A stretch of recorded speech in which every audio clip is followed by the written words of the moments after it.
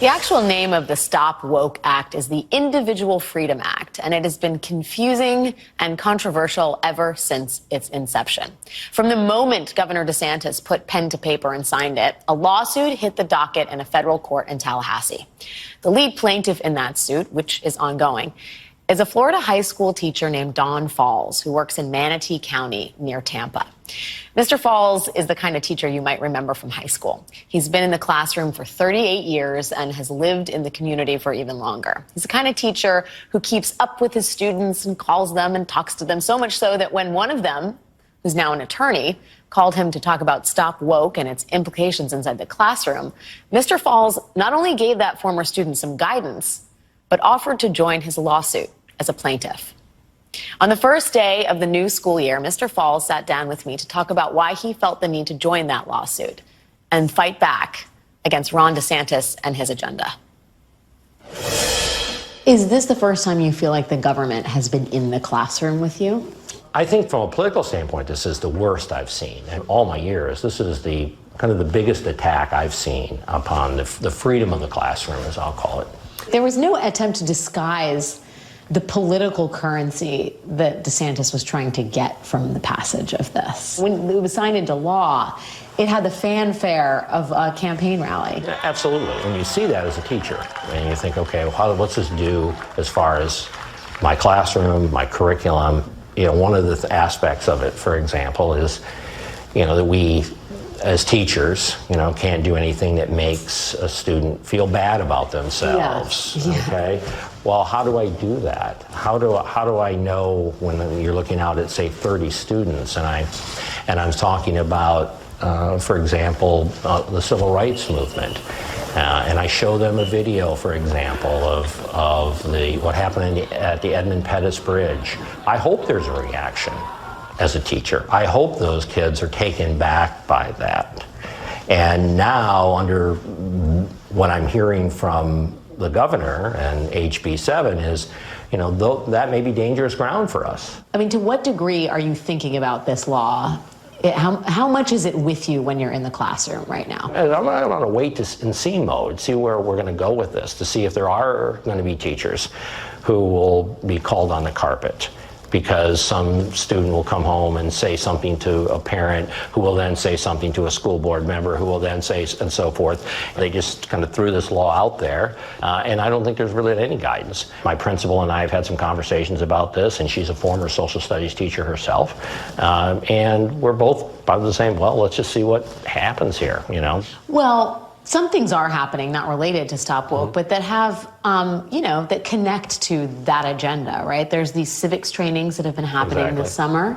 That's very real. Those are slides that teachers are told to, you know, process, you know, teach from effectively, which are a real overhaul of what we think of as traditional civics. It's an agenda for the long haul. Not all that different than the pro-life community and Roe versus Wade. When Roe versus... Well, we know how that turned out. Exactly. And the pro-life community realized back when Roe was passed in '73 that they weren't going to get it overturned then, so they played the long game, which was, how do you eventually win? Well, you get the right people in power, right people in politics, you get the right people into the courts, so that somewhere, you're not going to win then, but 2 generations, 3 generations down the road, then you win the game. I think it's a similar kind of thing here. It's not about August of 2022. It's about the next generation of kids or the generation after that. Because once you start molding the curriculum to an ideology that you want, then you're going to train generations of kids that this is the way the world looks. Don Falls is not the only person I spoke to who sees what's happening in Florida as part of a long game, a diligent, coordinated effort using individuals at the local level to shape politics at the state and national level, which is, to be honest, why a lot of governors are doing the same thing. Governor Glenn Youngkin in Virginia, Governor Bill Lee in Tennessee. But DeSantis also knows that in order to control the schools themselves, you need to control the school boards. Now, in Florida, the school boards are supposed to be nonpartisan.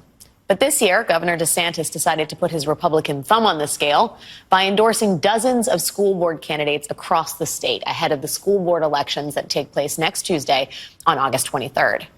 The governor is so committed to these races that he's even reportedly paying for campaign materials for at least some of those candidates. And DeSantis is doing all of this because he knows school board members are the front line in his fight to take over classrooms and change the culture of education. And that effort has not been lost on the school board members themselves. In fact, a lot of them find it terrifying.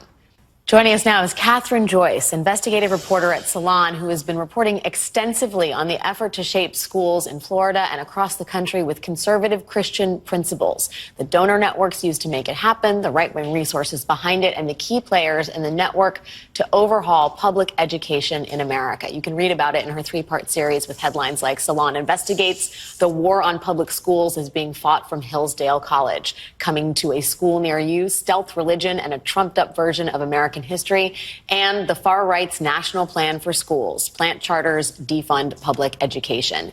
It is an intricately woven web of right-wing power and resources targeted at public schools, and Catherine Joyce has done the investigative work to lay it bare. Catherine, thank you so much for the work and for being here tonight. Thank you so much for having me. I mean, I will say your reporting was like very much a reference tome as we went down to Florida and tried to understand how this has happened, right? Sure.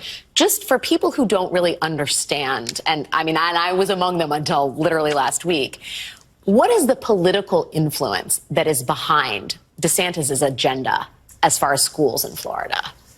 Sure. I mean, I think that education has become the political battlefield for Republicans right now, but a big player in that is Hillsdale College and the networks around that. Hillsdale College is this small, conservative Christian school in Michigan that has become just a really influential part of conservative politics. Conservative politicians really, love to go and speak there. They get a lot of attention there. Activists go there. The president of the school is close with governors in Tennessee, in Florida, DeSantis, Kristi Noem in South Dakota. He has had, the school has had people like Justice Clarence Thomas come and speak in their campus, and Ginny Thomas, Justice Thomas's wife, actually helped Hillsdale create a Washington, D.C. campus. So this is a school that, despite being small, outside of the Washington corridor, is really punching way above its weight class in terms of the influence that it's having within the Republican Party and the conservative education movement in general. I think we have a handy graphic to explain some of the connections. Hillsdale is in Michigan, but its president is a guy named Larry Arndt, right? Larry Arndt, yep. And Larry Arndt was on the short list for Trump's education secretary, is that right? Indeed, yeah. Betsy DeVos got that position, but Betsy DeVos's brother went to Hillsdale. Eric Prince went to Hillsdale. He's a graduate of the school. The DeVos family foundations have been connected to it for a long time. Pretty much many of the think tanks or conservative media figures that you can think of, many of them have connections to the school. And how is Hillsdale, talk more about the connection between Hillsdale and Ron DeSantis specifically, because we know that Larry Arndt is a big fan of Ron DeSantis, but Hillsdale's actually in some of the Florida laws regarding education. What happened there? Yeah, absolutely. Several years ago, Florida decided to completely overhaul its civics standards, which is basically kind of the overarching framework that civics curricula would be based on in the state. They wanted to make it more, quote unquote, patriotic. We reported on that on Wednesday. Yes. Absolutely. That was wonderful. And so Hillsdale College is one of the organizations that Florida tapped to advise on this project. And more recently, and I believe I saw this in your coverage on Wednesday, Hillsdale was also involved in the teacher training, the training of teachers to implement this new civic standards that a lot of them, reportedly the Miami Herald had amazing reporting on this, felt that this was, promoting Christian nationalism, that this was minimizing slavery and the history of racism in the U.S. So Hillsdale's central to all this. Hillsdale also has some affiliated networks around the country. And it looks like when you hear about all this overhaul of the public school curricula, the lessons, the way teachers can teach, there's also a secondary push towards charter schools. Is that fair? Is that the end game in all of this? I mean, we talk about sort of the way in which DeSantis has made public education a complicated concept. It's difficult for teachers. It's difficult for parents. It's difficult for students and school board members. Is the driving goal here to get kids in charter schools?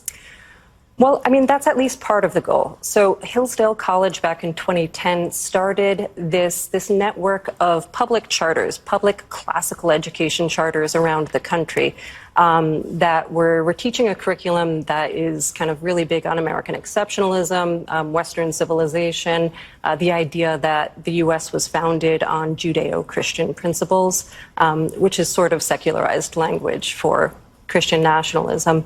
And since then, they have grown to have an influence in 53 of these schools around the country that are paid for with public tax dollars, but are advancing this kind of very private school classical education. Christian nationalism. Exactly. And so, since then, that has become a driving push in a lot of different places. Florida has a number of these schools. Tennessee recently, in the State of the State address in January, Governor Bill Lee in Tennessee announced that he wanted to create 50 of these Hillsdale affiliated charter schools in Tennessee. Other states have, expressed interest in implementing Hillsdale's curricula. So it just really has quite a big footprint. I will say we have to leave it there, Catherine. This is such important reporting as we talk about Ron DeSantis, a man who may very well be the Republican nominee for president. We talk about a movement that's going across the country. This is not something that ends in Florida. This is extending to Colorado, California, Wisconsin, Tennessee, Indiana. This is the bread and butter of the new conservative movement. Your reporting has been fabulous on this. I encourage everybody to go read it. Catherine Joyce, investigative reporter at Salon, thank you so much for your reporting and time today. Thank you so much for having me.